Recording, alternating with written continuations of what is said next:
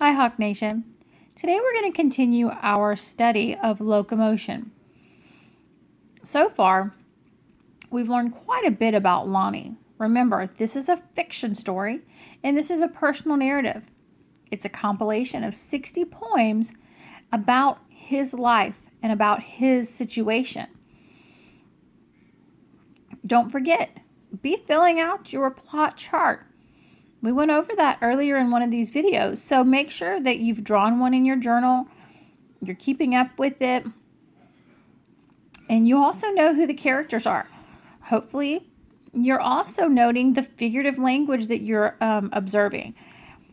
There are a lot of similes, metaphors, and today we're going to see some onomatopoeia. So make sure that you're identifying that, because when we go to study for our test, we want to make sure that we're able to identify it, be able to interpret it, and know how the author is using it. So let's get started.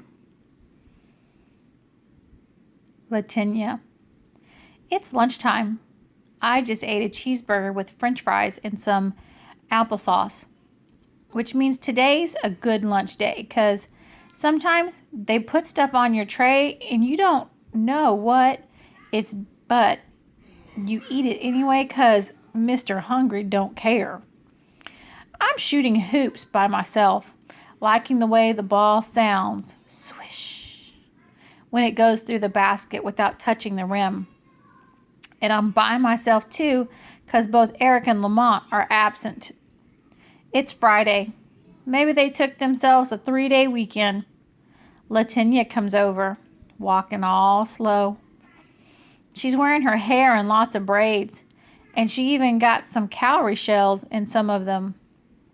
And the cowrie shells make a little bit of noise, a nice noise. You know, you got some pretty eyes, Latinia says to me.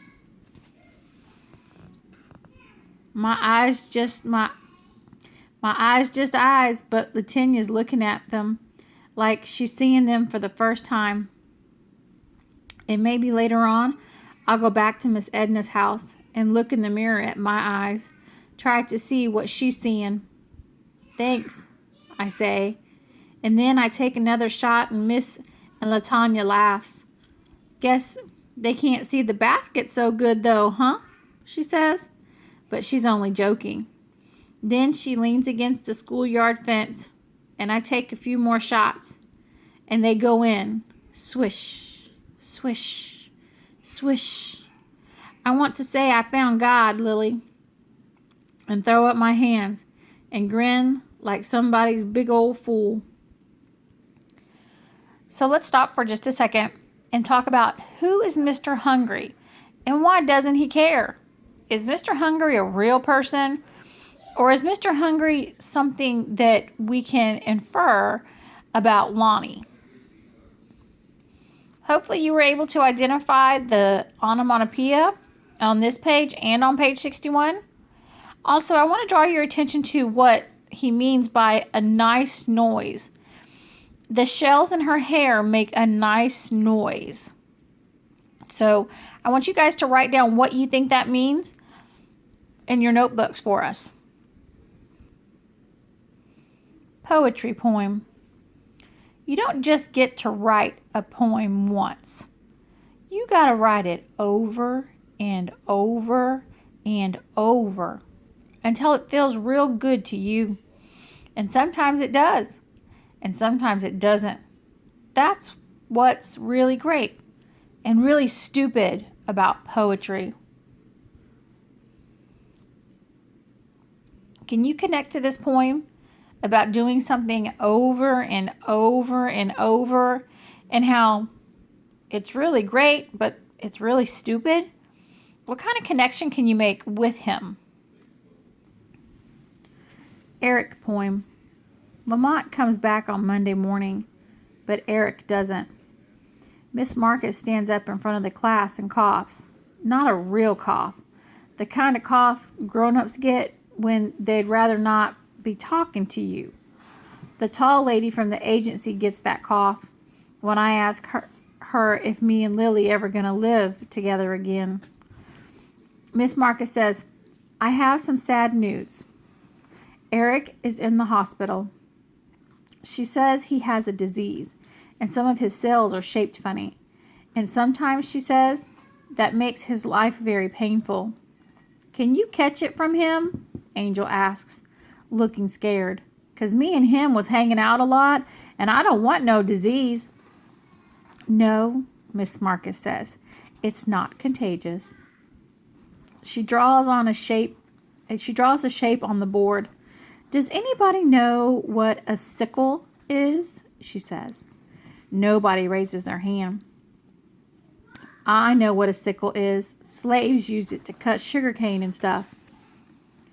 I know a lot of other kids know too.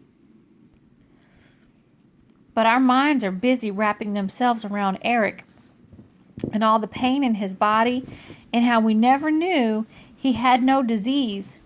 Miss Marcus explains what a sickle is. Then she says, Eric has sickle cell anemia. She coughs again and says, it's a disease that's common. She stops talking. Looks around the room for a minute. Then she kind of whispers, among African Americans. There's 6 Puerto Ricans in our class. Manny, Lourdes, Jillian, Samantha, Carlos, and Sophia. There's 2 Dominicans, Angel and Maritza. Gina and Kara are from Trinidad, and Guy is from Jamaica. All the rest of us are from right here. All the rest of us are African American. Everyone looks around the room at everybody else. Do you die with that? Lamont wants to know. Not directly, Miss Marcus says. But she doesn't explain, and nobody asks any more questions about dying. How long are they going to keep him? In the hospital, somebody else wants to know. I don't know, Miss Marcus says. His mother doesn't know yet, Miss Marcus says. Let's hope not long, though, Miss Marcus says. Miss Marcus says. Miss Marcus says. Miss Marcus says, and the words circle round the room, bounce off the walls, keep zooming past my head, zip, zap, like they're banging against it. I thought, Miss Marcus says, we could make him a card. I take a deep breath and put my head down on my desk. I try not to think of Eric's angel voice singing in church. I try not to think of us shooting hoops together at lunchtime. My throat feels all choky, though, anyway. My whole body feels bent out of shape and strange. The last time Miss Edna came home and found me crying, she said, think about all the stuff you love, Lonnie. Let those things fill your head.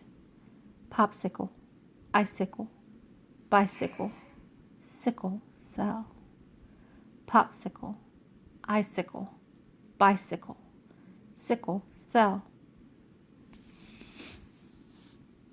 Go ahead and identify this type of figurative speech.